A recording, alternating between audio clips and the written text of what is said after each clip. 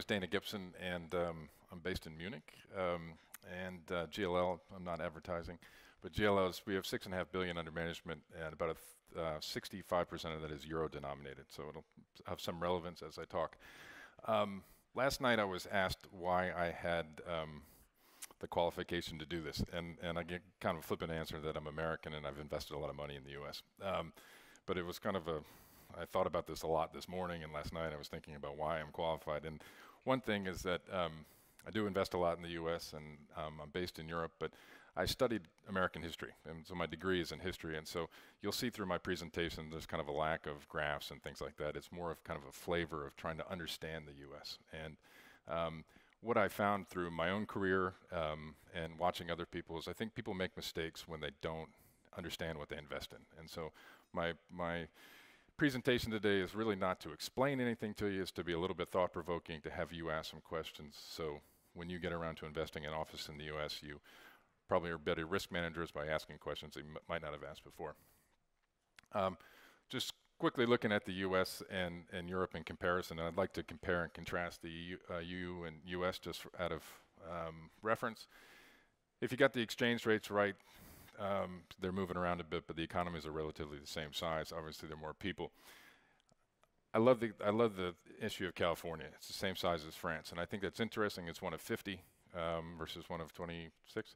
But importantly, it's 40 million people now, and the size of France. In 1945, California was 9.5 million people. So that's growth of, what, 330%. During that same period, Germany remained constant in its population.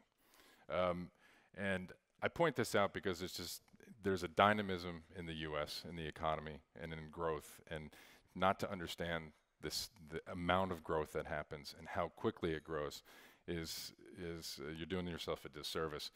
I throw Vermont in there as the smallest state in the US. I went to university in Vermont, so it's a little special to me. It's the size of Latvia, to put it in perspective. The housing market. So I'm not up here to talk about the housing market. The only reason I have this here is because it is, in my view, the driver of the US economy. It entails everything: manufacturing, finance, logistics, energy, consumer spending are all wrapped up in our housing market. So you hear US economists constantly talking about the housing market, and the numbers are staggering. $11.5 trillion in mortgage debt. It's almost as big as the US Treasury market.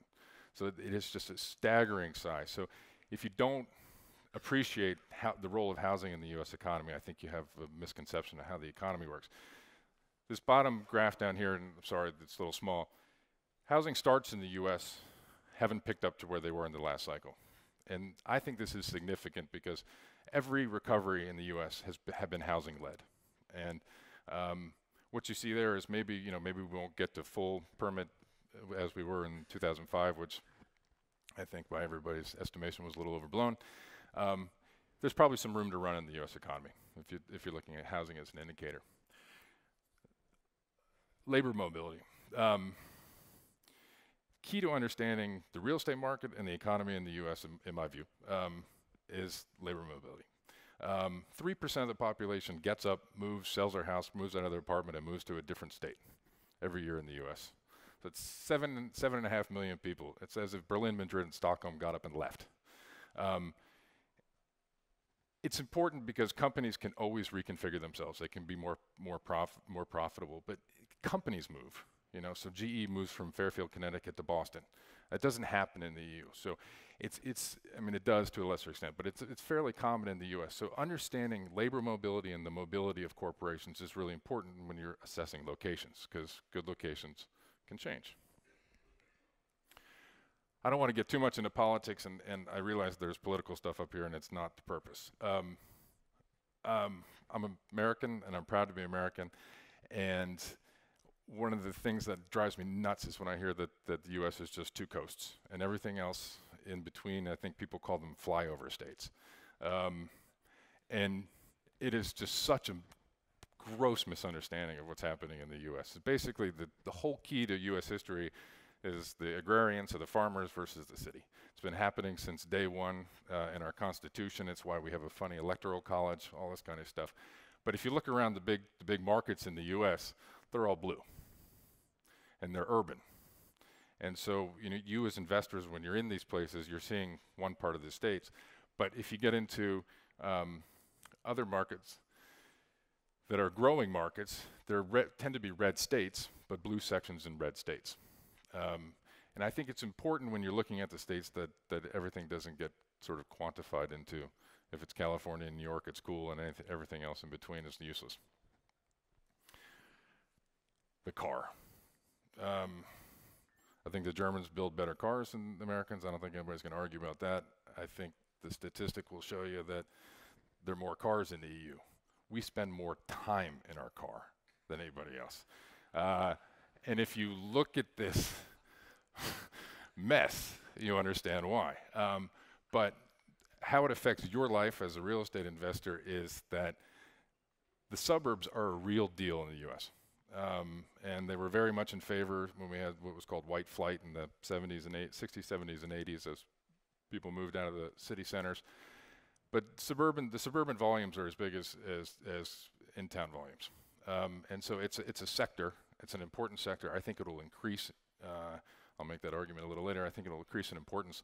But you got to understand the suburbs. You just have to understand how long people are willing to commute in the U.S. And it's I live in Munich. I have a 12-minute commute, and people think it's long. Hour and a half in L.A. and you're speedy. This is probably my most boring slide, and I won't get into all the graphs. The U.S. market is huge. I mean, we've discussed that today in two previous things. What's important is that the EU and U.S. office markets are relatively the same size. So as an office investor, you're relatively in the same sphere. What's amazing about the U.S., I think, as an investor, is how big the other sectors are. And what that really equates to is there's competition for capital among the sectors. So when you're an office investor, if there are investors in the room that are throwing around a lot of money, to be diversified in the U.S. is not to just be an office. And I'm not trying to negative sell my own thing, but there are choices, and there's a lot of risk-return profiles that need to be understood. But it's very different coming from here, where you're almost kind of stuck into office just because of the way the markets are structured. I'm a big secondary guy, so I'll throw that out right now. Talk about market selection. So these are the sort of the big institutional markets in both continents. They're relatively the same size economically. There are a few more people in Europe, but see how much more diverse the number of cities are.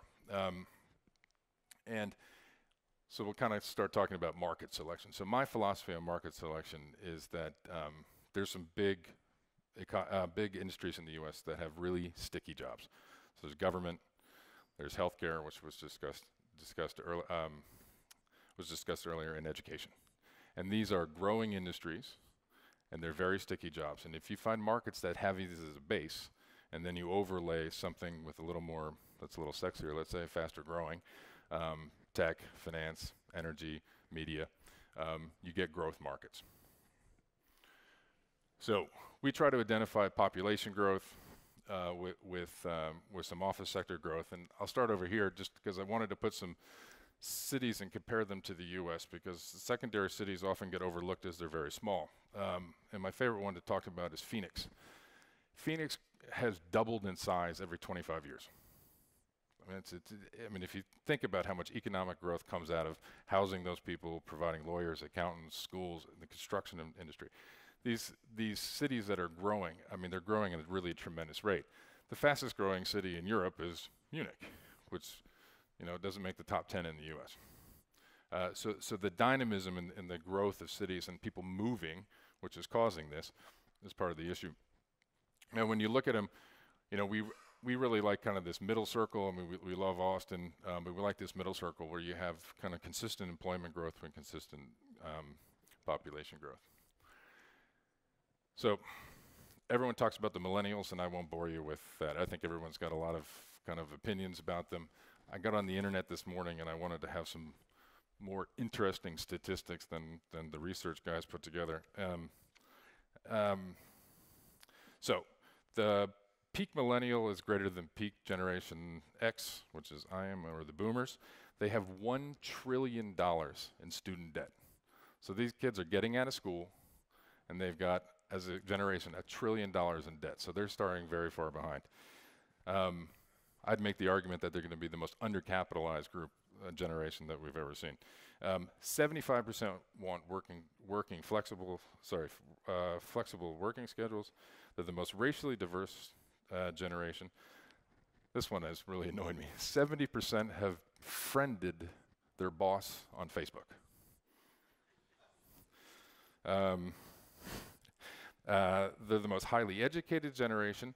90% of them are on Facebook. And I think this is important because whether you think Facebook is a good thing or a bad thing, they're connected.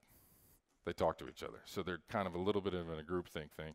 70%, so what's the home ownership rate is lower. 70% expect to own. So they're aspirational as well. And this is the key. 80%, and this was according to CB did a study, put workplace quality as a number 2 on where they want to select a job. So we get into the real estate.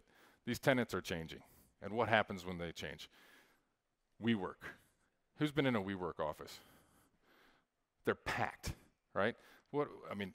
Air conditioning this office, providing bathrooms for this office, providing the lifts, the elevators for these offices, it puts a tremendous amount of stress on the buildings. So the buildings have to be essentially engineered differently. And if they're engineered differently, they're going to be owned differently. They're going to be managed differently, and something to consider. Tenant requirements. Tenants are getting very, very, very specific on their fit outs, and guess who gets to pay for it, right? So a lot of that stuff you can't use again. So putting a tenant in the building, keeping a tenant in a building is really very expensive. And calculating what your real return on it, I think, is a really big challenge these days. But the cost of maintaining your yield is more expensive in the US than it ever has been, which gets me back to the growth markets, is why people are desperate to find places where they have rental growth, so you can get a return on this investment. And in amenities, they're great, they're fantastic, but they take up space and they cost money, right? Are you getting a return on that as the landlord?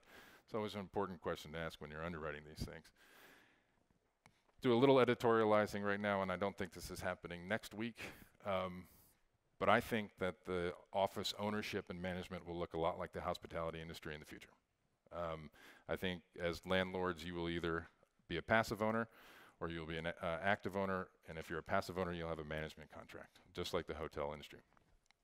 And I think it's going to pass a lot of risk to owners, which I don't think the industry is particularly prepared for. But we see this happening all the time, and I think it's going to be a tenant demand. And I think if you're not prepared for this happening, I think you're going to be underwhelmed. Rule number 1, right? Everybody knows this, right? So everyone's got an MBA in real estate today because they've learned this one. I think it just got a hell of a lot more complicated. So we've got all these fundamentals that are people use in selecting locations, but they're being done by a group of people who are 26 years old. They're single and they don't have any kids, okay? Something's gonna happen. They're gonna have kids, right? They're gonna get married, and something will change. Getting in front of that change, that's kind of the big one. This is complicated. Essentially, you got fundamentals and everything else is kind of related. Thank you. So the big question, where do you go? All right, everybody's in the CBD now. It's hip, it's funky, it's where employees want to be. They're 26, there are bars around. You know, you don't have to have a big space because you spend all your time at work. Well, remember they're undercapitalized? They got $1 trillion of debt, right? They rent, they share cars, they don't have any assets. Well, all of a sudden, secondaries represent a lot of affordability. So if you look around, people, they're usually big university towns. People go and they stay. They can afford an apartment. They can get paid well. And I think you'll see the secondaries really take off. I mean, we've been big investors in the secondaries. We like it a lot. Suburbs. I think of suburbs, and I wouldn't call them a suburbs. I want to call them ex-urban, right? But you're going to have suburban clusters that will perform like downtown places. Walnut Creek, California, for example. You got Metro, you got bars, restaurant, apartment buildings, all in a tight, dense place. But guess what? They've got schools. They've got good schools. So these kids, as they get older, they're, you know, hopefully, if we're going to survive as a species, they're going to have some kids, right? And they got to put them somewhere. So I think this is, you know, CBD, I think will always be there. Secondaries, I think, are big drivers, and suburbs, I think you're going to see a big snapback in suburbs. I told you a little bit about industries, and this is a little getting used to the U.S. And these are meant to be a little cheeky. Don't underestimate how big country music and NASCAR are.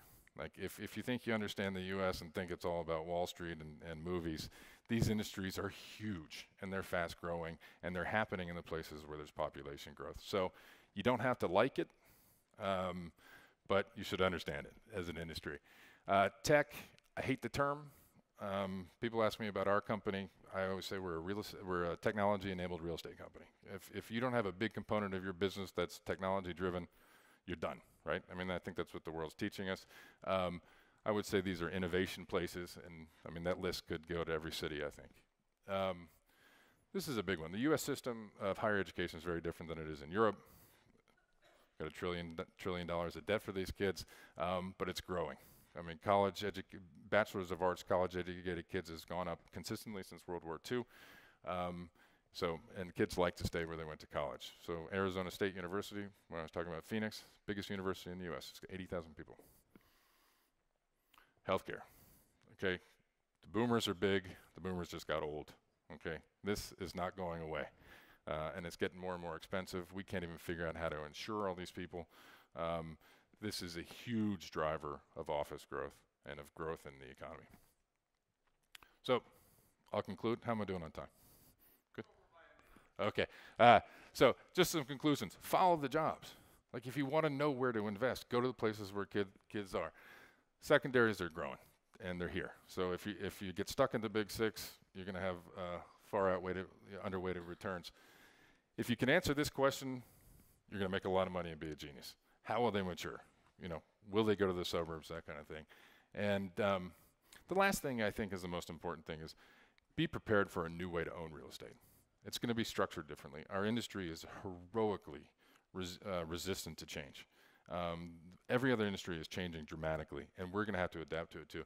And the ownership, a lot of it's going to be pushed onto the ownership. So I hope that will raise some questions in your head, and appreciate your time. Thanks, Dana.